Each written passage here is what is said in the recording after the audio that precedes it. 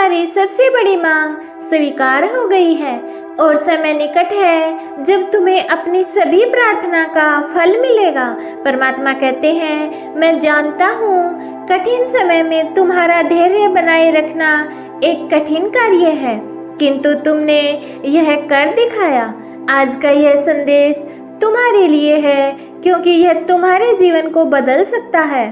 परमात्मा कह रहे हैं, मेरी एक बात को हृदय से आत्मसात करो तो तुम अभी अपने जीवन में बदलाव अनुभव कर पाओगे। यदि भविष्य बदलना चाहते हो तो अब तक जो करते आ रहे हो उसमें बदलाव करना होगा। अगर हम वही करते रहेंगे जो वर्षों से कर रहे हैं तो परिणाम कैसे भिन्न हो सकता है।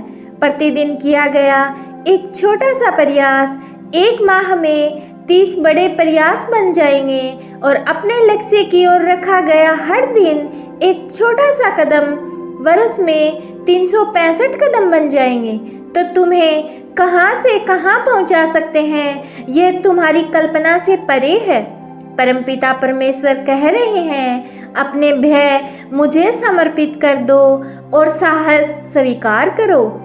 तुम्हारे आसपास हमेशा कोई ना कोई ऐसा होगा जिसे मदद की जरूरत होगी। दुनिया की इस भीड़ में तुम वह बन सकते हो जो किसी दूसरे को रोने के लिए अपना कंधा प्रदान कर सके। तुम वह हो जो आगे बढ़कर सहायता का प्रतीक बनो। ठीक उसी समय जब किसी को मानवता की जरूरत हो, तब तुम्हारा चेहरा उसे याद आए तो समझ लेना तुम ईश्वर के कार्य को पूरा कर रहे हो। परमात्मा पर अपने विश्वास को अटूट करने के लिए संदेश को अंत तक जरूर सुने।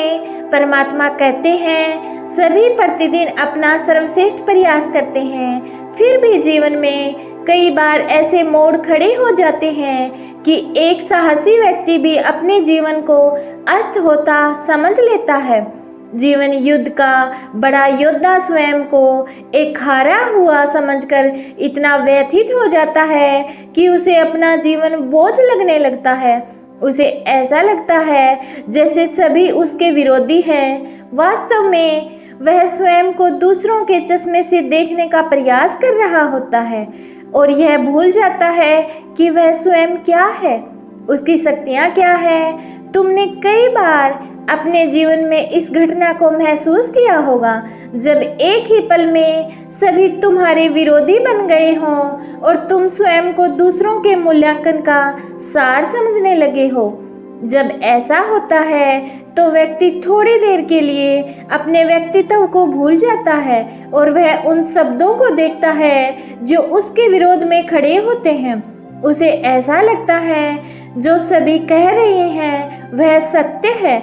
ऐसे में वह अपनी शक्ति को भूल जाता है। इसलिए तुम्हें हर दिन यह याद रखना है कि तुम असीमित संभावनाओं से बने हुए प्रकाश पुंज हो।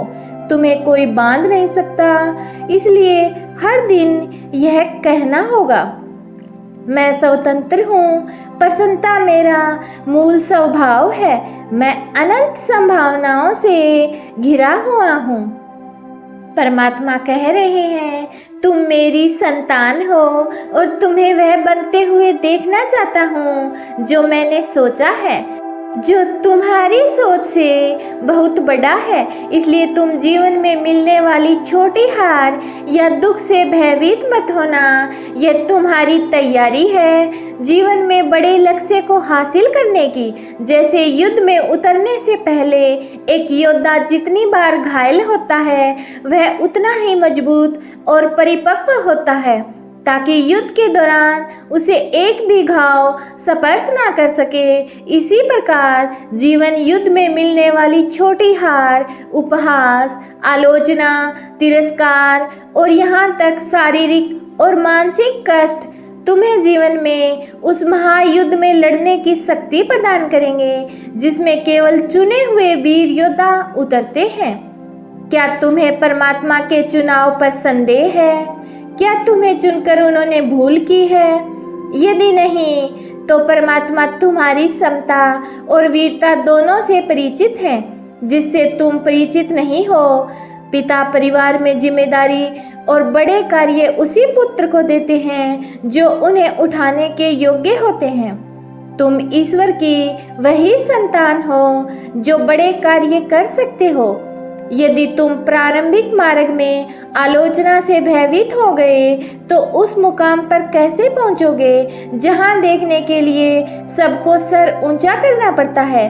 परमात्मा कहते हैं तुम शरीर नहीं हो, यह महज एक अस्थायी वस्त्र है जिसे तुमने धारण किया है। यह दुनिया स्थायी नहीं है। कितनी ही बार इस सृष्टि का सृजन हुआ और विलय हो चुका है। कितनी ही बार तुमने शरीर धारण किया और त्याग दिया। जो अटूट और अस्थायी है वह है तुम्हारा और परमात्मा का संबंध, अर्थात प्रकाश बिंदु का संबंध अनंत प्रकाश से है। जिस प्रकार अनंत प्रकाश अनंत शक्तियों से भरा है, वैसे ही उसका हर एक प्रकाश बिंदु अनंत शक्तियों से परिपूर्ण है। परमात्मा कहते हैं यूनिवर्स तुम्हें अपने इस संदेश के माध्यम से बताना चाहते हैं कल बहुत शुभ दिन है जो सूर्य उदय के साथ एक नया अवसर तुम्हारे लिए लेकर आ रहा है। तुम्हारी हार को जीत में परिवर्तित करने का समय आ गया है। तुम हर परिस्थिति में परमात्मा को पुकार सकते हो। संतान को पिता के घर आने के लिए या सहायता मांगने के लिए सोचने की आवश्यकता नहीं है, बस विश्वास की आवश्यकता है कि उसे मदद मिलेगी। खुशियाँ तुम्हारे पास आ रही हैं क्योंकि तुम समर्पण का अर्थ स्वीकार कर रहे हो। तुम परमात्मा से कह सकते हो तुम कैसा महसूस कर रहे हो, तुम कितने दर्द में हो, अपने जीवन का हर विवरण साझा कर सकते हो। परमपिता परमेश्वर ने तुम्हें संसार की ज्योति बनाकर भेजा है। जो दुखी और उदास हैं, तुम उनके लिए खुशियाँ और मार्गदर्शन लेकर आओगे। परमात्मा ने तुम्हें विशेष गुणों से भरकर भेजा है। तुम अपनी शक्तियों से अनजान हो। तुम वह हो जो लेना नहीं देना जानते हो, क्योंकि देने वाला सर्वदा बड़ा होता है। ईश्वर चाहते हैं कि तुम सदैव आनंद में मुस्कुराते रहो। तुम्हारी सारी खुशियाँ परमात्मा के आशीर्वाद और तुम्हारे कर्म से पूरी हों। तुम्हें वो सब कुछ प्राप्त होगा जिसने तुम्हें चिंता में डाला हुआ है। तुम यहाँ दुखी रहने के लिए नहीं आए हो, बल्कि तुम खुश रहने और खुशियाँ बांटने के लिए आए हो।